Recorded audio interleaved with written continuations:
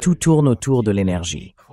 Si dans notre société industrielle actuelle, les coûts de l'énergie deviennent impossibles à prévoir, ou s'ils atteignent un niveau qui nous rend non compétitifs, eh bien, où cela va-t-il nous mener? Ce que Pékin, et en particulier Xi Jinping, a lancé très clairement en 2017, c'est ni plus ni moins que la plus grande initiative de politique économique que le monde ait jamais connue. En ce moment, nous servons, sans la moindre réserve, les intérêts d'autres acteurs.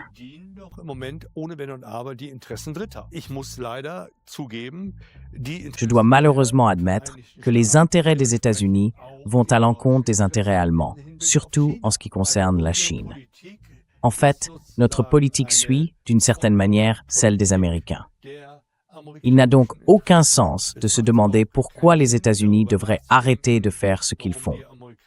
Ils en ont les moyens. Et pourquoi en ont-ils les moyens?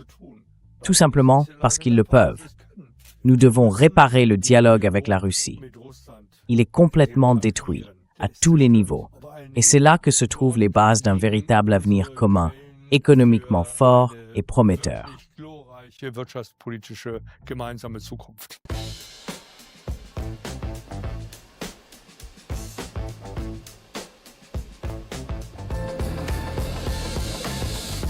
Gegen den Strom. Zur Person. Hallo bei Gegen den Strom. Bonjour et bienvenue dans Contre le courant. Nous présentons ici des positions et des points de vue que les médias de propagande préfèrent passer sous silence. Mon invité d'aujourd'hui est un homme qui sait créer des liens de manière professionnelle. Il est président du conseil d'administration d'Admondo, une société de mise en relation. Il a aussi présidé l'initiative allemande de la route de la soie et a été mandaté par le secrétaire général au sein du conseil économique de la CDU. Bienvenue, Hans von Helldorf. Alors, qu'est-ce que l'initiative allemande de la route de la soie? Was ist die Deutsche Seidenstraßeninitiative? Oui, merci de commencer l'entretien par cette question, parce que c'est justement un point qui a été fondamentalement mal compris.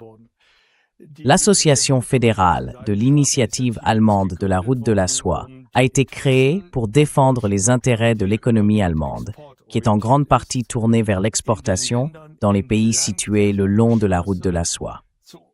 L'idée, c'est de représenter la position de l'économie allemande face aux intérêts chinois qui, avec la BRI, la Belt and Road Initiative, poursuivent des objectifs économiques et politiques très clairs. Il ne s'agit donc pas seulement d'accompagner ce processus, mais aussi d'y faire valoir nos propres positions de manière indépendante et efficace.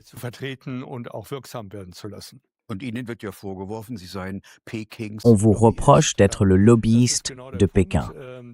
Oui, c'est exactement ça. C'est bien le cœur du problème. À l'époque, le ministre de l'économie a déclaré dans une interview qu'il n'avait pas vraiment compris de quoi il s'agissait avec moi. Et il a demandé au journal Bild d'écrire un article, disons-le, assez sensationnaliste, en nous accusant d'être financés par Pékin. Ce qui est évidemment totalement absurde. Donc vous êtes en conflit? Oui, nous sommes en conflit, et à l'époque nous l'étions déjà. Mais pas tellement avec les intérêts économiques, plutôt avec l'incompréhension du monde politique allemand.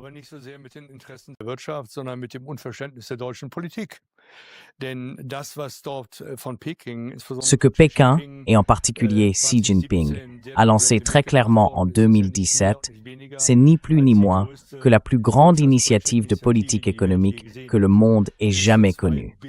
Jusqu'à 2000 milliards de dollars devaient être investis à l'échelle mondiale, non seulement pour ouvrir à la Chine une voie économique vers l'avenir, mais aussi comme une invitation adressée à tous les pays en développement, ainsi qu'à l'Union européenne et aux États-Unis, à y participer.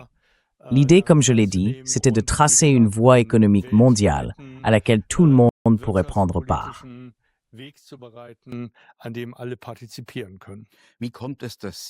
Comment se fait-il que vous voyez surtout les opportunités dans l'initiative des nouvelles routes de la soie, alors que les politiciens peu clairvoyants dont vous parlez ne voient, eux, principalement que les risques?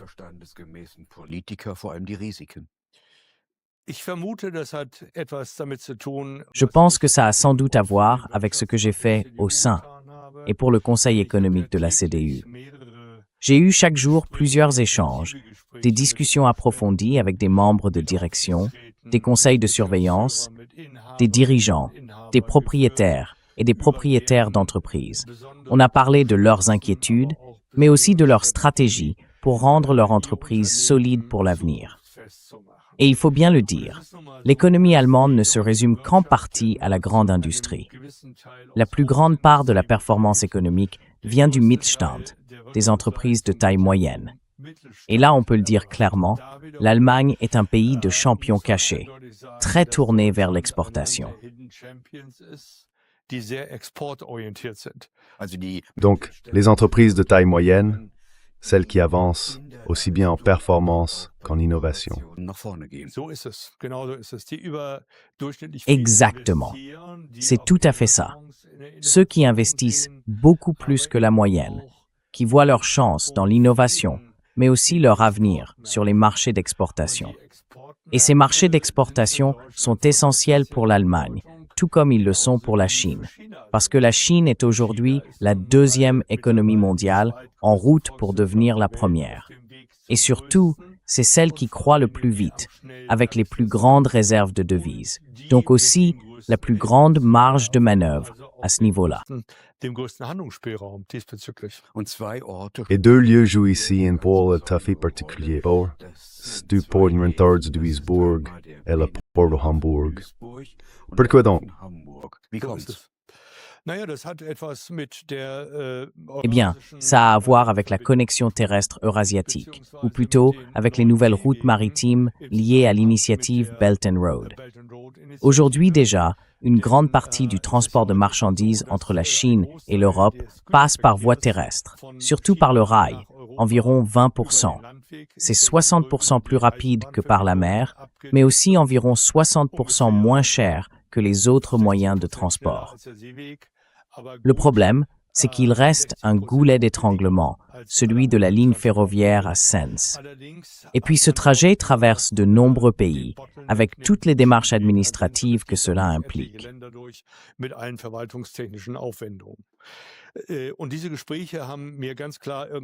Et à un moment donné, ces discussions m'ont clairement fait comprendre une chose.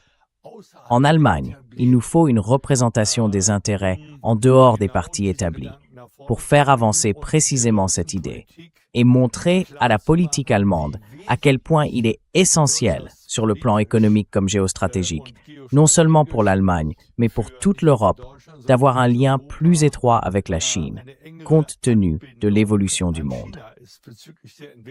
Et cela ne peut certainement pas se faire. C'était d'ailleurs le principal problème que nous avions constaté, dans une attitude de confrontation avec la Chine, mais uniquement dans une approche de coopération.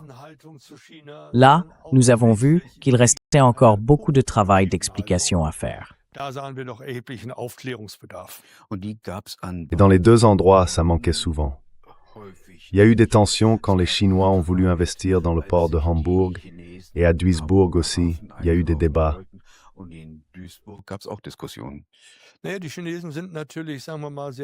Eh bien, les Chinois sont, disons, très déterminés, très orientés vers leurs objectifs. Et chez nous, la crainte dominante, au départ, c'était que les Chinois veuillent tout racheter et en quelque sorte se comporter comme un gouvernement de remplacement, ce qui est complètement absurde. Il y a eu d'autres exemples, comme celui du port du Pirée, où les Chinois ont investi et où très vite une situation gagnant-gagnant s'est mise en place pour la Grèce.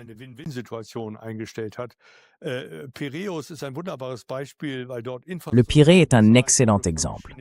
Là-bas, les infrastructures ont été financées par les Chinois, le port a connu un développement incroyable, et tout autour, de nombreuses entreprises grecques, petites, moyennes, mais aussi plus grandes, ont pu s'implanter. Certaines ont même trouvé le chemin inverse vers la Chine, créant ainsi de nouveaux emplois. Il y a eu un échange culturel, un échange technologique et des projets d'infrastructures vers le nord de la Grèce, et ainsi de suite. Tout cela a été financé par les fonds d'investissement chinois. D'ailleurs, cette opportunité aurait aussi pu exister pour l'Union européenne si elle l'avait vraiment voulu. On ne l'a pas vu à Hambourg. À Hambourg, je crois qu'on l'a déjà vu. Là où on ne l'a pas vu, c'est ici, à Berlin. Et c'est bien là le problème. Ici, on a plutôt agi comme des gardiens du Reich, toujours inquiets, plutôt que comme des découvreurs d'opportunités. Quand on regarde la politique étrangère de l'Allemagne et qu'on la considère du point de vue d'autres pays, par exemple en Afrique ou en Asie, on entend souvent dire « quand les Allemands arrivent, ils font un discours. Quand les Chinois arrivent, ils construisent un pont ou un port. » Est-ce que c'est vrai? Je ne pourrais pas mieux le dire. Quelle est la situation de la politique allemande vis-à-vis de la Chine aujourd'hui? Comment la décririez-vous? Vous avez parlé d'un manque de compétences.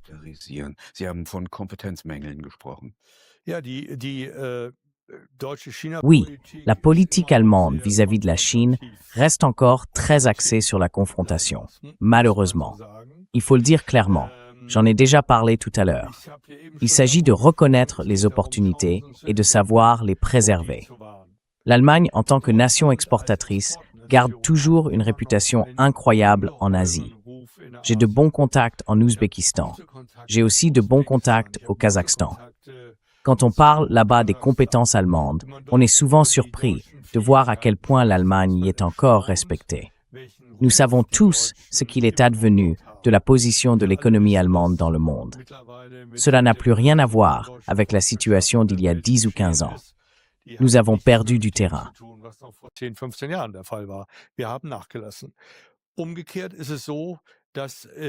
À l'inverse, les Kazakhs et les Ouzbeks, mais aussi les Turcs, sont très intéressés, non seulement à avoir la Chine comme partenaire à bord, mais aussi à proposer une coopération avec l'Allemagne en tant que plus grande économie de l'Union européenne.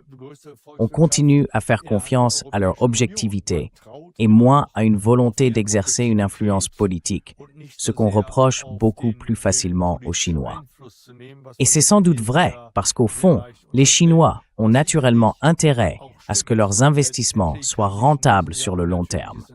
C'est logique. Donc, ils chercheront aussi à apporter leur soutien. Mais ce qu'ils ne font jamais, contrairement à l'Union européenne ou aux États-Unis, c'est d'exercer une influence politique. Les Chinois ne viennent pas dire au gouvernement ce qu'ils devraient faire autrement.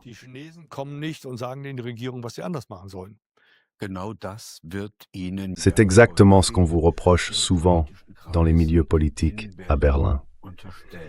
Est-ce qu'on peut dire, pour aller droit au but, que les gouvernements fédéraux, pas seulement l'actuel, mais aussi les précédents, ont contribué à affaiblir le Mittelstand allemand?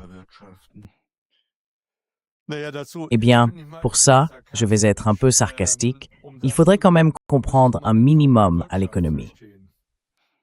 Donc encore moins, c'est encore pire. Malheureusement, je dois dire, malheureusement. Même notre chancelier actuel, qui avait été présenté comme un espoir en matière de politique économique, montre à cet égard des lacunes évidentes, disons-le gentiment, dans sa compréhension des besoins des petites et moyennes entreprises. Donc selon vous, même le chancelier a encore une marge de progression.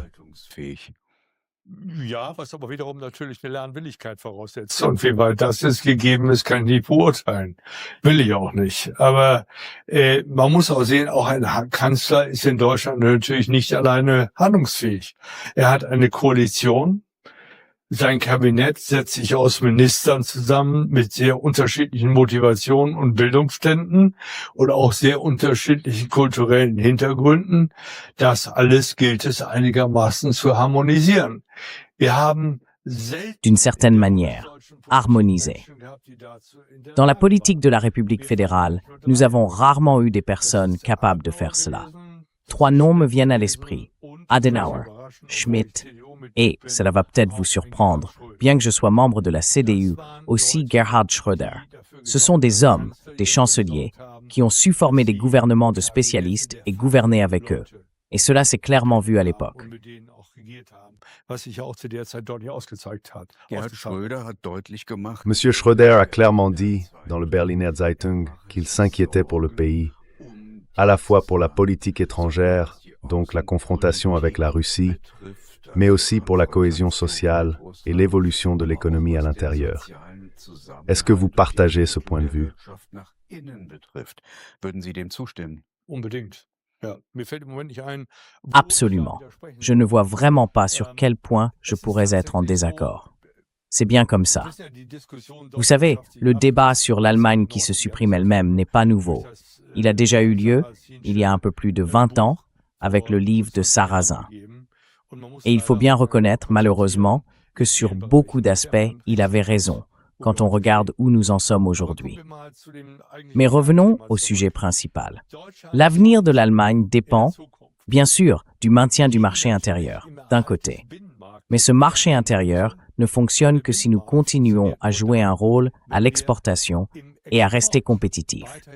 Et qui dit exportation dit que l'Allemagne doit investir à l'étranger pour y être présente. Si nous ne le faisons pas, les Chinois le feront. Et eux, ils le font volontiers. Kann die deutsche Wirtschaft L'économie allemande peut-elle encore rester compétitive avec les prix de l'énergie aussi élevés et la séparation énergétique d'avec la Russie? Trennung von Russland À moyen terme, non. wettbewerbsfähig sein? Auf Sicht, nein. Nein, nein, nein. Das muss man wirklich. Non, non, non. Je ne comprends toujours pas pourquoi on ne le voit pas. Tout tourne autour de l'énergie. C'est un principe économique reconnu. Si, dans notre société industrielle actuelle, les coûts de l'énergie deviennent impossibles à prévoir, ou s'ils atteignent un niveau qui nous rend non compétitifs, eh bien, où est-ce que ça peut nous mener? Ja, worauf soll das hinauslaufen? Quel serait votre conseil? Mein Rat wäre ganz einfach, dass wir versuchen. Mon conseil serait tout simple.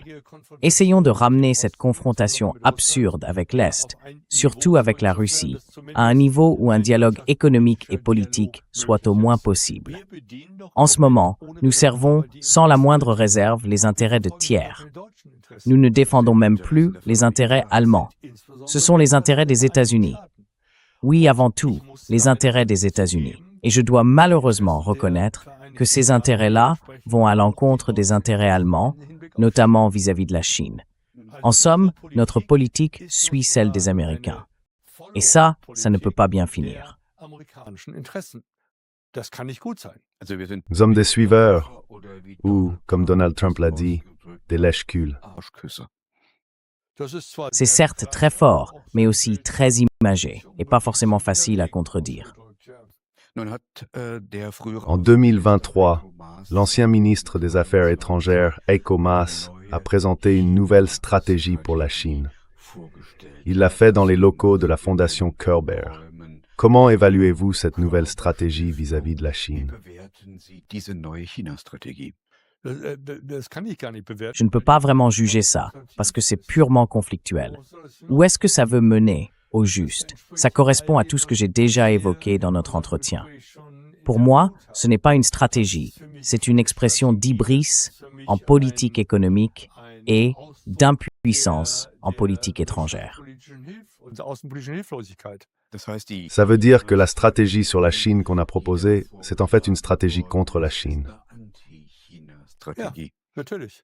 Ohne dass ich wirklich in der Lage Oui, bin, bien sûr, etwas entgegenzusetzen. sans que je sois vraiment en mesure d'y opposer quoi que ce soit. Il n'y a que deux possibilités. Soit dans cette sorte de campagne de politique économique, appelons-la comme ça, parce que c'est bien de ça qu'il s'agit, j'ai la meilleure stratégie, ce qui n'est pas le cas. Soit j'ai de meilleures ressources, et là non plus, ce n'est pas le cas. Dans les deux situations, pour nous, c'est une stratégie perdante, une impasse qui ne peut mener à aucun succès. En d'autres termes, les fêtes ne rejoignent plus. Erfolg führen kann. Also die Enden werden nicht mehr Die werden nicht zusammengeführt. zusammengeführt. Elles ne seront pas réunies. Vous pouvez imaginer pourquoi Heiko Maas a présenté cette stratégie sur la Chine à la fondation Körber. Ganz ehrlich, nein. Also, Franchement, die Non. Körperstiftung ist ja alors, la fondation Körber, vous savez, j'ai d'ailleurs habité tout près de la fondation Körber, à l'époque où Schmitt y faisait encore ses interventions. Der C'était un think tank qui cherchait toujours à trouver un mode d'équilibre. Même Kissinger à l'époque, qui représentait pourtant très fermement les intérêts occidentaux, y compris face à l'Est, terminait toujours ses discussions dans un esprit de coopération. Je ne sais pas s'il voulait se démarquer, s'il manquait d'idées, ou s'il essayait de faire passer quelque chose de manière tellement codée que personne n'a compris. En tout cas, moi, je n'ai pas compris, pour être honnête. On fait ce genre de choses quand on veut sortir quelque chose de son propre ministère, de sa propre administration, quand on veut créer un contournement, non? Eh bien, même si je veux créer un contournement, il faut que je sache comment ça marche, ou au moins comment ça pourrait marcher.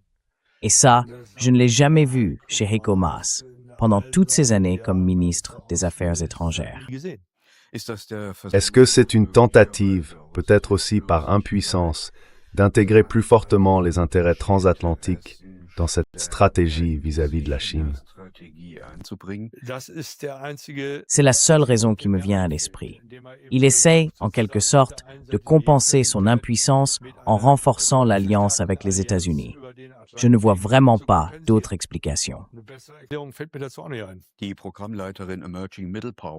La directrice du programme de l'initiative des puissances moyennes émergentes, Julia Gunther, a des liens avec le European Council on Foreign Relations, qui lui-même partage certains points communs avec le Council on Foreign Relations aux États-Unis.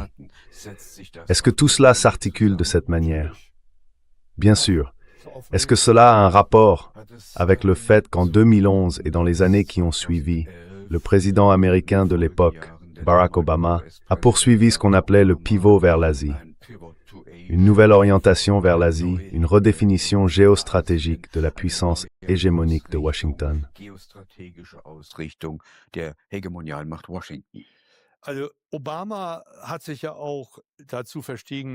Obama s'était aussi permis de qualifier la Russie de puissance moyenne. Rien qu'à cette remarque, on voit très clairement quelle importance il accordait encore à la Russie ou plus largement à l'espace eurasiatique sur le plan géopolitique ou économique. Que les Russes aient été blessés par cela, c'est compréhensible. Mais à partir de cette évaluation d'Obama sur le rôle de l'Eurasie, il en est logiquement venu à se tourner vers l'Est, donc vers la Chine. Parce qu'il avait déjà compris, à l'époque, qu'il faisait face à un acteur de puissance concurrente considérable, avec lequel il fallait désormais s'occuper de manière plus attentive qu'auparavant, afin de développer des stratégies pour y faire face.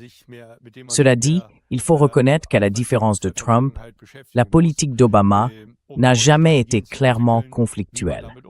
Elle était guidée par les intérêts, ce qui est tout à fait légitime, tous les pays le font. Mais elle n'était pas aussi frontale que ce que fait Trump aujourd'hui.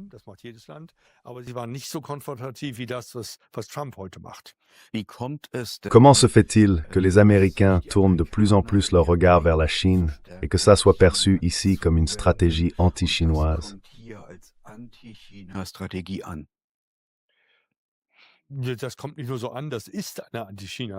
Ce n'est pas seulement perçu comme ça, c'est bel et bien une stratégie anti-chinoise. Les Américains se sont toujours considérés comme la puissance économique dominante. Et maintenant, ils voient que les Chinois ont une courbe d'apprentissage incroyablement rapide et qu'ils ont non seulement rattrapé les États-Unis dans de nombreux domaines, mais qu'ils les ont même dépassés. Premier point. Deuxième point. La dépendance des États-Unis vis-à-vis de la Chine, surtout sur le plan financier, est de loin plus importante que l'inverse. Pour l'instant, la Chine reste très calme avec les obligations d'État qu'elle détient. Mais la crainte des Américains n'est certainement pas infondée. Ils redoutent que les Chinois puissent un jour s'en servir comme d'une arme.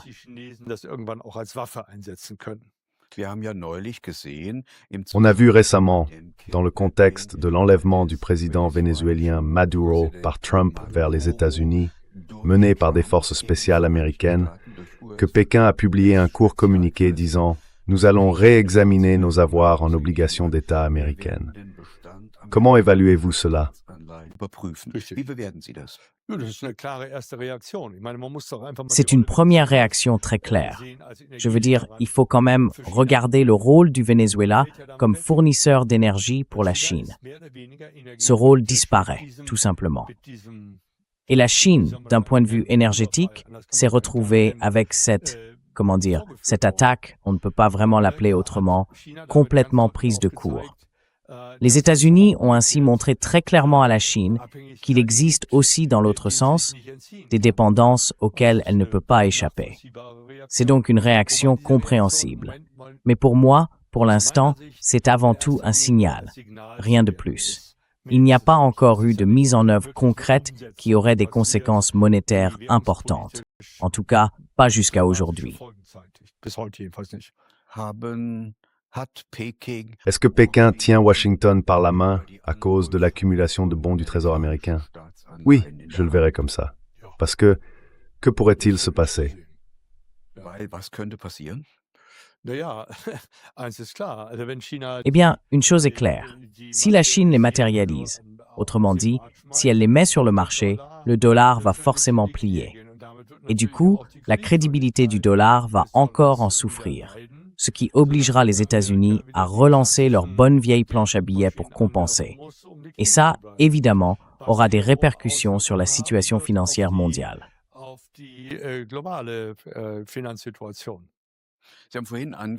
Vous avez laissé entendre tout à l'heure que surtout dans la politique vis-à-vis de la Chine, les intérêts allemands passent au second plan par rapport à ceux des États-Unis. Qu'est-ce que vous voulez dire exactement par là? Et à quoi ressemblent, selon vous, les intérêts allemands?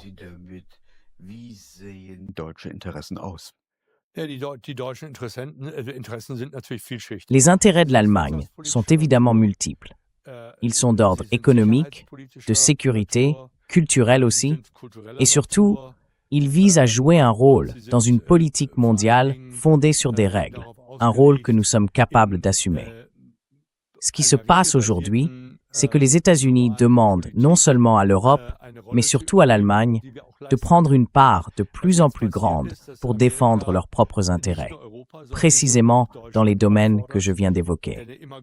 Dans certains domaines, nous pourrons le faire. Dans d'autres, nous ne le pourrons pas avant un bon moment, si l'Amérique n'est pas à nos côtés.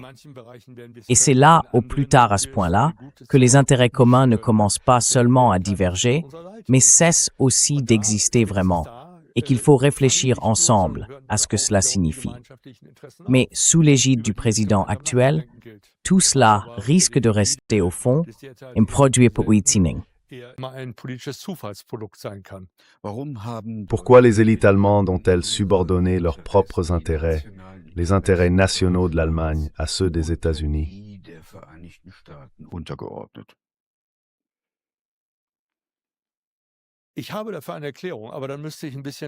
J'ai une explication à ça, mais il faudrait que je remonte un peu plus loin. Si vous regardez la situation de l'éducation dans notre société, vous ne pouvez qu'observer une tendance. Vers le bas? Oui, vers le bas. Et comme le niveau d'instruction baisse de plus en plus, prenons juste l'exemple du bac pour tout le monde, on voit bien ce qui se passe. Quand moi j'ai passé le bac, environ 6 à 8% des élèves l'obtenaient. Aujourd'hui, on est à 48%. Ça ne veut pas dire que tous les élèves ont soudain eu une illumination, non. C'est le résultat d'un abaissement constant des exigences. Et là-dedans, la transmission du savoir sur notre histoire et sur l'histoire du monde joue évidemment un rôle essentiel.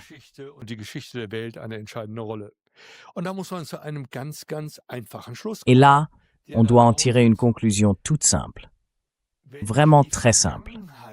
Si je ne connais pas le passé, je ne peux pas comprendre le présent. Mais si je ne comprends pas le présent, comment pourrais-je construire l'avenir?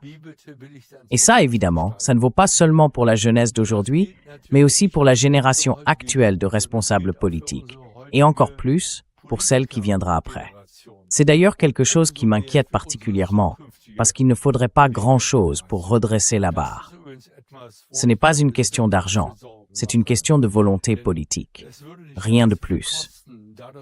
On investit pas mal d'argent dans l'éducation, mais malheureusement, trop souvent avec une approche complètement à côté dans bien des domaines. mit dem falschen Ansatz in vielen Bereichen. Sommes-nous aujourd'hui dirigés pour la plupart par des responsables politiques qui ne mesurent pas vraiment les conséquences de leurs actes? Sie meinen, sie würden es übersehen, sie tun es aber in Wirklichkeit nicht. Vous pensez qu'ils ne le voient pas, mais en réalité, ils le voient très bien. La pensée globale, elle, s'est perdue au fil des réformes successives de l'éducation. Et c'est justement en lien avec ce que je viens de dire. Si je ne connais pas le passé, je ne peux pas comprendre le présent. Or, la corrélation entre ces deux dimensions est essentielle pour construire l'avenir. Quelle est, au fond, la tâche la plus importante d'un responsable politique? C'est de penser de manière à pouvoir façonner l'avenir. Gérer le présent, c'est relativement simple, surtout si je me limite à décrire un problème. Mais construire l'avenir, ça veut dire analyser ce problème, en tirer les bonnes conclusions et définir les bons cadres d'action. Et c'est précisément là que ça coince, malheureusement. Rahmen zu definieren. Und daran hapert's leider. Il faut bien voir que l'époque d'un monde unipolaire, dominé par les États-Unis, touche à sa fin.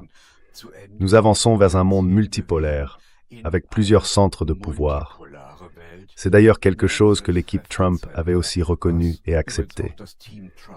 Sommes-nous donc en train d'entrer dans une phase où les rapports de force se réorganisent, tandis que la politique allemande, elle, semble ne plus savoir dans quelle direction aller? Manchmal habe ich den Eindruck, dass die deutsche Politik sich als zwischen den Stühlen. Parfois, j'ai l'impression que la politique allemande se sent un peu coincée entre deux chaises. La création de l'organisation des BRICS en est un excellent exemple. Elle vise à gagner plus d'indépendance face aux ambitions hégémoniques américaines, que ce soit sur le plan militaire, culturel, économique ou encore monétaire. Les Chinois, qui forment le deuxième plus grand peuple de la planète, avec environ 1,3 milliard d'habitants, n'ont pas la prétention d'exporter leur propre culture. Il faut que ce soit bien clair. Das muss ich mal klar machen. Diesen Anspruch haben wir Europäer sehr wohl. Und die Nous, les Européens, nous avons bien cette ambition, tout comme les Américains d'ailleurs, avec toutes les conséquences que cela a entraînées ou qui font partie des raisons pour lesquelles les pays des BRICS ont été créés. Leur but, c'était de préserver leur propre identité, de construire un monde multipolaire, de gagner en indépendance dans tous ces domaines, et aussi de prendre conscience de leur culture et de leur force. Rien que la question de la dépendance au dollar est explosive, parce que le mot préféré des Américains, c'est wealth, c'est-à-dire la richesse, pour préserver la prospérité dont nous disposons. C'est pourquoi nous ne devons pas seulement regarder vers l'intérieur, mais aussi vers l'extérieur, et nous demander comment saisir les opportunités qui s'offrent à nous pour définir et mettre en œuvre des intérêts communs. Aurions-nous la possibilité de définir des intérêts communs dans une coopération plus étroite avec les pays des BRICS?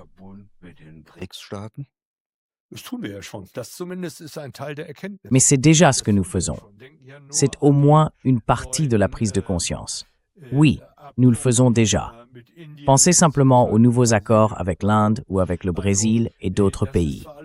Bon, tout ça reste encore très limité, centré uniquement sur la politique économique, pas encore sur la politique financière, ni sur la culture, ni sur la politique de sécurité.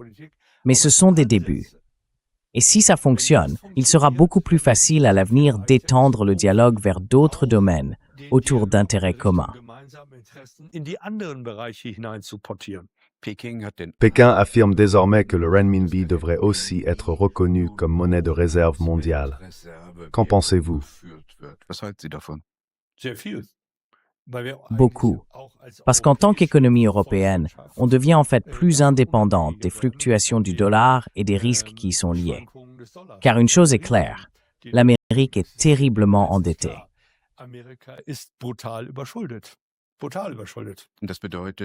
Cela veut aussi dire que l'Allemagne devrait s'efforcer de faire ses affaires, surtout dans le domaine de l'énergie, dans d'autres monnaies que le dollar. Absolument. Ce n'est pas seulement une question d'indépendance sur le plan financier, mais aussi d'indépendance énergétique et commerciale. Ça donne plus de marge de manœuvre, c'est évident. Si on regarde cette configuration, ce chemin vers un monde multipolaire, est-ce qu'en réalité, derrière tout ça, se cache un retour à un monde bipolaire? D'un côté Washington, de l'autre la Chine. On a l'impression que c'est bien le but des Américains, mais moi j'espère vraiment que ça n'ira pas jusque-là.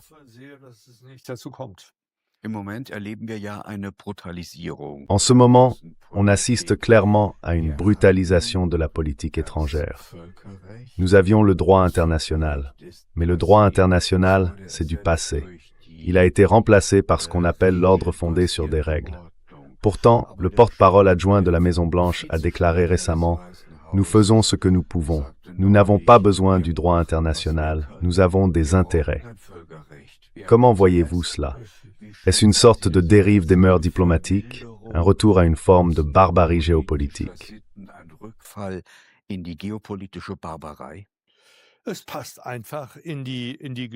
Ça s'inscrit tout simplement dans l'histoire de la politique étrangère hégémoniale des États-Unis.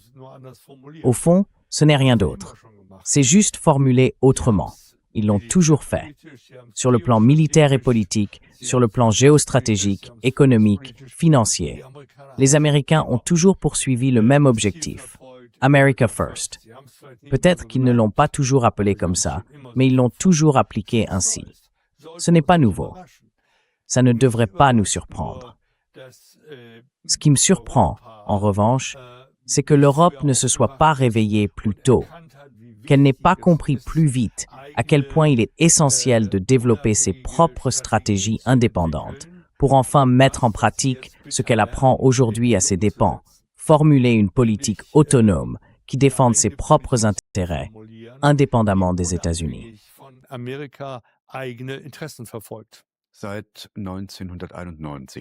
Depuis 1991, depuis l'effondrement de l'Union soviétique, les Américains ont lancé plus de 200 opérations de changement de régime, d'intervention militaire et d'ingérence. Le cas le plus récent, c'est le Venezuela. Maintenant, ils veulent prendre le Groenland aux Danois, ils parlent de Cuba et même de rattacher le Canada. Vous parlez des îles britanniques. Bien sûr, nous sommes ici face à une forme de terrorisme géopolitique.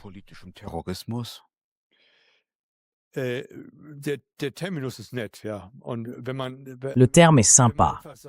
Et si on voulait le dire un peu plus familièrement, il n'est pas faux. Mais en réalité, le terrorisme, c'est toujours juste un facteur de perturbation. Ce dont il est question ici, c'est de durabilité géopolitique, du point de vue des Américains. Regardez simplement le nombre de bases militaires américaines dans le monde et comparez avec celle de la Chine, par exemple, ou de la Russie. Vous verrez, c'est à peu près un rapport de 1 à 100 par rapport à la Chine. Il n'y a donc aucun sens à se demander pourquoi les Américains devraient arrêter. Ils en ont les moyens. Et pourquoi ils en ont les moyens? Tout simplement parce qu'ils le peuvent.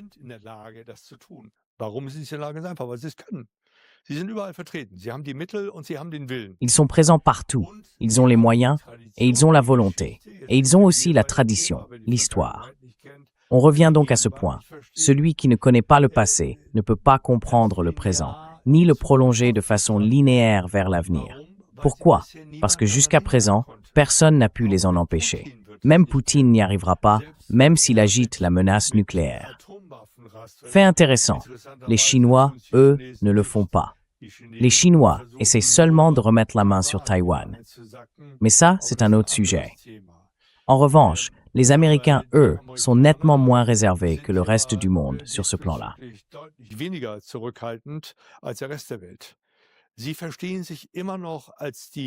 Ils se considèrent toujours comme la nation dominante du monde. Et sur certains points, c'est sans doute vrai. En même temps, ils se retirent de plus en plus de leurs responsabilités dans de nombreux domaines et laissent derrière eux des récifs de corail plutôt pâles, comme en Europe, quand il s'agit d'assumer certaines fonctions.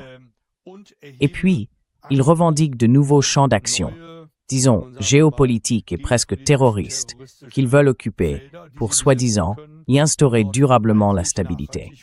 Il faut vraiment y réfléchir un instant. Cette stratégie est quelque part entre l'intelligence et la perfidie. Vous dites vouloir instaurer une sorte de calme, en apparence du moins. Est-ce que ça veut dire, comme certains journalistes le prétendent, qu'il s'agirait d'un empire du chaos, d'un gouvernement mondial du désordre? Plus je crée de foyers de conflit dans le monde, plus il m'est facile en tant qu'État de détourner l'attention des zones de conflit qui me tiennent vraiment à cœur. Et ce seraient lesquels? Par exemple, on pourrait dire que, comme économie américaine, je veux m'assurer que les Chinois ne me prennent pas le marché. Mais c'est absurde. Ils ont simplement d'autres méthodes. Et avec ça, ils créent de nouveaux marchés. Qu'est-ce qui empêche les Américains de lancer, avec les Chinois, des projets communs, par exemple en Chine? Peut-être avec d'autres moyens, d'autres stratégies. Mais comme je l'ai dit au début, dans le monde d'aujourd'hui, ça n'a plus de sens de toujours raisonner en termes de confrontation. Il est bien plus logique de réfléchir à des formes de coopération. Et il y en a au moins autant que d'approches conflictuelles. Il suffit d'y penser et d'en avoir la volonté.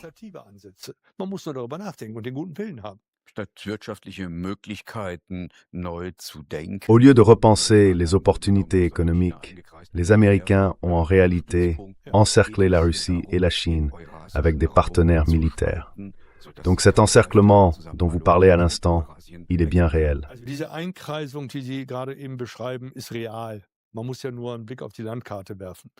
Il suffit de jeter un coup d'œil à la carte. Que la Chine se sente menacée dans cette situation, ce n'est pas vraiment surprenant. Si on regarde de près la situation dans le Pacifique ou en mer de Chine, on voit bien que la Chine est encerclée. Même si elle construit une flotte immense, il serait assez facile de la bloquer et donc d'empêcher ses exportations. La Chine le sait, et les États-Unis aussi. Du coup, il ne reste qu'une seule option, aller vers l'ouest, à travers le continent eurasien, pour se créer une alternative. Mais cela ne peut fonctionner que si cette zone est relativement stable et calme. Ce qui, comme on le sait tous, n'est pas le cas en ce moment, à cause du conflit russo-ukrainien, mais aussi d'autres tensions internes en Asie. Aber auch andere innerasiatische Konflikte da unten. Die amerikanischen Interessen sind bestimmt nicht die, dort Ruhe. Les intérêts américains, ce n'est clairement pas d'apporter là-bas le calme, la sérénité ou une paix durable. Leur objectif, c'est plutôt de maintenir la situation sous tension, de garder la flamme toujours un peu allumée, pour pouvoir justifier une intervention sous une forme ou une autre. Cette intervention peut être culturelle, financière ou bien sûr militaire, comme on vient de l'annoncer à propos de l'Iran. Les troupes là-bas s'accompagnent déjà de menaces d'ingérence militaire, sans aucune retenue. Nous, en Europe, en tant qu'humanistes, on peut comprendre cette logique. Mais, d'un point de vue historique, ce qui est annoncé là reste quand même une affaire assez floue. Tout ça, c'est clairement pas dans l'intérêt de l'Allemagne. Alors pourquoi nos responsables politiques sont-ils incapables de définir des intérêts nationaux?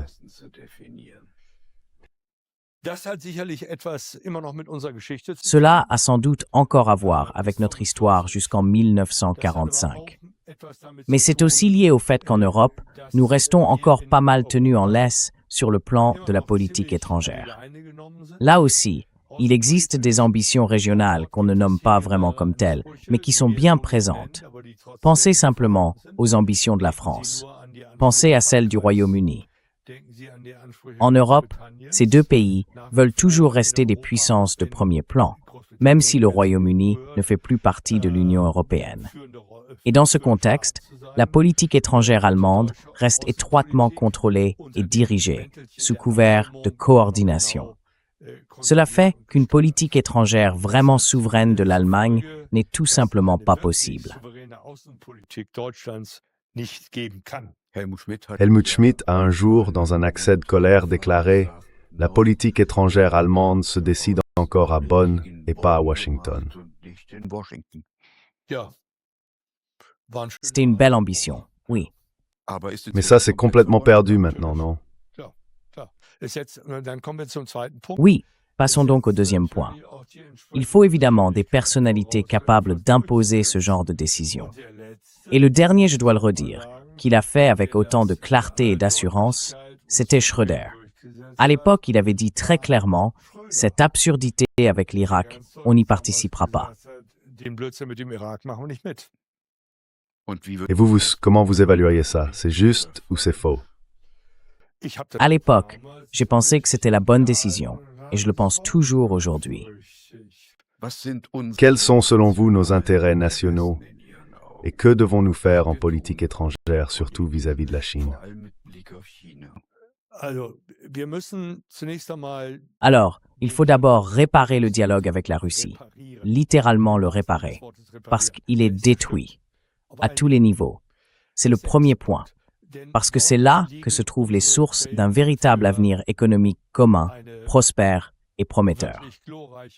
Otto von Bismarck l'a toujours dit très clairement. Tant que la Russie et l'Allemagne coopèrent, l'Europe se porte bien. C'était vrai à l'époque, et ça l'est encore aujourd'hui. C'est toujours valable. Voilà pour le premier point. Deuxième point, nous devons réfléchir à la manière dont nous pouvons poursuivre ce que nous avons entrepris avec le BDSI. Qu'est-ce que le BDSI?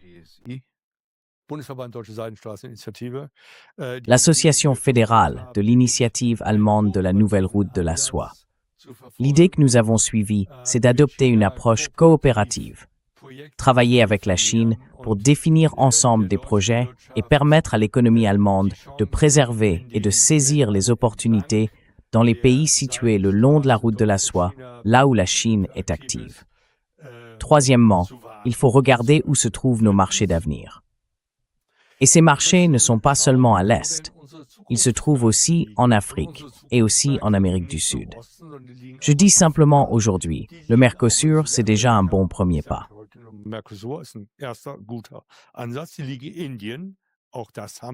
Elle se trouve en Inde.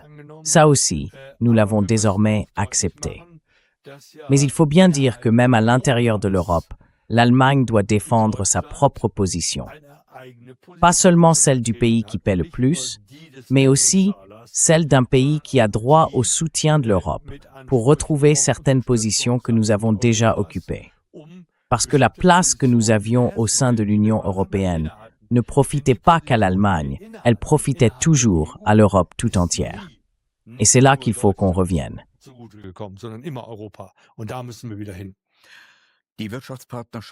Rétablir le partenariat économique avec la Russie, renouer commerce et échanges avec la Chine, remettre l'économie allemande sur de nouveaux rails. Est-ce que c'est possible avec la génération actuelle de responsables politiques?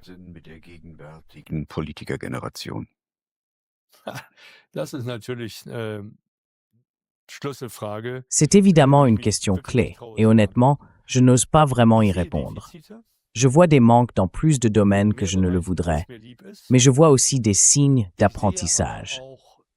Malheureusement, on apprend surtout à travers la douleur politique, et ça peut prendre beaucoup de temps.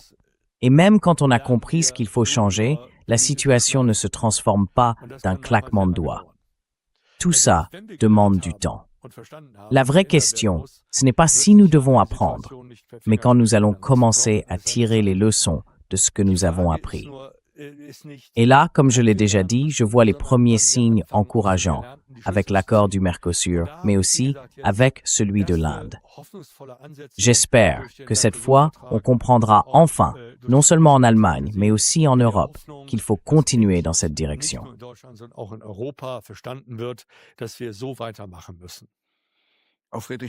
Même Friedrich Merz, l'actuel chancelier fédéral, a eu affaire au Conseil économique de l'Union. Que lui conseillez-vous?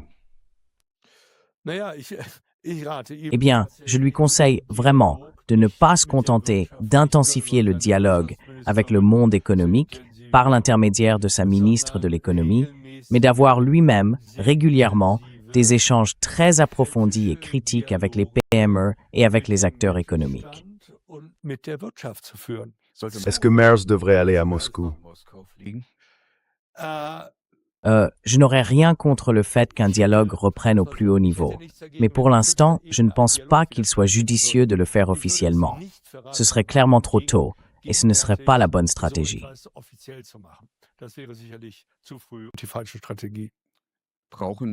Faut-il aussi un renouvellement des élites politiques? Absolument.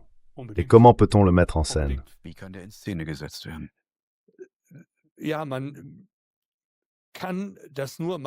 Oui, on ne peut le faire qu'en passant par des voies informelles. On n'imagine pas à quel point des initiatives privées peuvent avoir de la force quand les bonnes personnes se rencontrent au bon moment, avec les bonnes intentions, derrière des portes closes. De là sortent souvent des idées vraiment intéressantes. J'ai récemment participé à un événement, je ne vais pas dire lequel, où l'on a parlé, par exemple, de projets de réconciliation culturelle entre l'Allemagne et la Russie. De très belles idées. Pour ma part, j'ai décidé d'en reprendre une et de continuer dans cette direction, en essayant de relancer un dialogue. Un dialogue qui ne peut faire de mal à personne, mais qui peut au contraire offrir le meilleur aux deux côtés. Se regarder à nouveau dans les yeux et voir comment et sous quelles conditions quelque chose de positif qui a toujours existé dans le passé peut être ravivé. Est-ce que le système de partis en place est vraiment capable de reprendre ce genre d'idées, alors qu'on voit bien qu'il est devenu rigide et figé?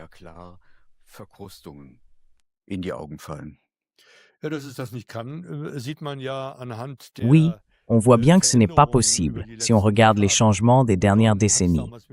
Tout a commencé à l'époque avec les Verts.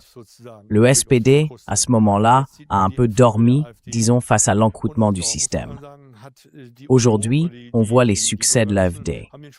Et là aussi, il faut dire que la CDU, ou plus largement les conservateurs, n'ont pas entendu le signal. Qu'il y ait dans ce mouvement des éléments qui ne plaisent pas à tout le monde, c'est un autre sujet. Mais le paysage politique en Allemagne, comme d'ailleurs en France, en Espagne, en Italie et même en Grèce, est en train de bouger. Dans quelle direction tout cela ira au final, on verra bien.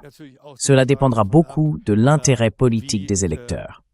Et cet intérêt, il faut le dire, a beaucoup diminué au cours des dernières décennies. Faut-il que le cordon sanitaire tombe? Je pense que ce cordon sanitaire est totalement inutile. Totalement inutile. C'est une invention de la gauche, une sorte d'arme morale qu'elle brandit, mais qui est non seulement fausse, elle sera aussi complètement inefficace. Parce que les électeurs, eux, vont se sentir encore plus contraints. Et ça va pousser beaucoup d'entre eux à soutenir davantage les alternatives politiques, ce qui ne plaira pas du tout à ce camp-là de la société. Quelles sont vos espérances pour l'Allemagne dans l'avenir?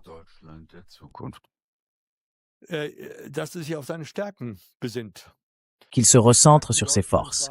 Et les forces de l'Allemagne, ça a toujours été l'éducation. Nous étions une nation de savoir. C'est la plus grande et même la seule ressource naturelle que nous possédons en quantité illimitée. Il faut qu'on s'en souvienne, qu'on retrouve une conscience nationale propre. Qui est la nation allemande, au fond? Quelles étaient nos forces?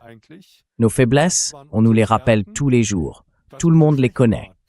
Mais on évite manifestement de réfléchir à nos points forts, à ce que nous devons redécouvrir et à la manière de les développer pour construire une véritable confiance nationale. Pas du nationalisme, non, mais une conscience nationale renouvelée. C'est nécessaire si nous voulons jouer un rôle plus important qu'autrefois, en Europe comme dans le monde. Et cela, non pas au détriment des autres, mais dans un esprit de coopération et d'amitié.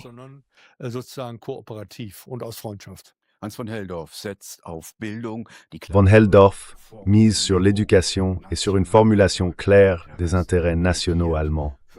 Il plaide pour un équilibre avec la Russie et pour une relation économique constructive avec la Chine.